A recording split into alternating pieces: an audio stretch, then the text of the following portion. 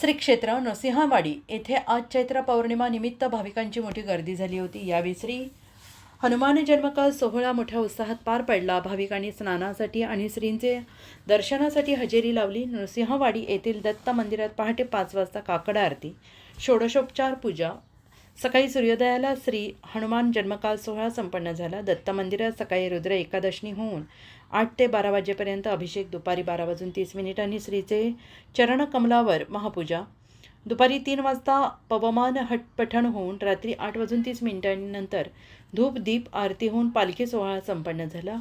रात्री 10 वाजता शेजारती करण्यात आली आणि सांगली, मिरज, इचलकरंजी आदी परिसरातून अनेक भाविक पहाटे दर्शनासाठी चालत आले होते। आजपासून वैशाख स्नान प्रारंभ होत असल्याने भाविकांनी कृष्णा पंचगंगा या 2 पवित्र नद्यांच्या संगमावर स्नानासाठी हजेरी लावली। येथील दत्तदेव संस्थांमार्फत दर्शन रांग, कापडी मंडप, मुखदर्शन, CCTV, नदीकाठी सुरक्षा रक्षक, पिण्यासाठी गार पाणी, उन्हाळी मंडप, मोफत महाप्रसाद आदी व्यवस्था करण्यात आली।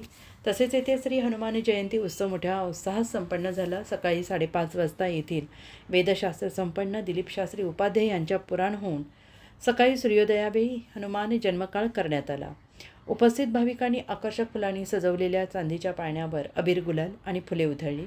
रामकृष्ण पुजारी यांनी हनुमानाचे यथोचित पूजन केले आणि सुवासिनींनी पाळणा जाऊन आरती केली। हनुमान जन्मकाळ निमित्त मंदिराला रंगरंगोटी, सजावट, रोषणाई करून कापड मंडप घालण्यात आला होता।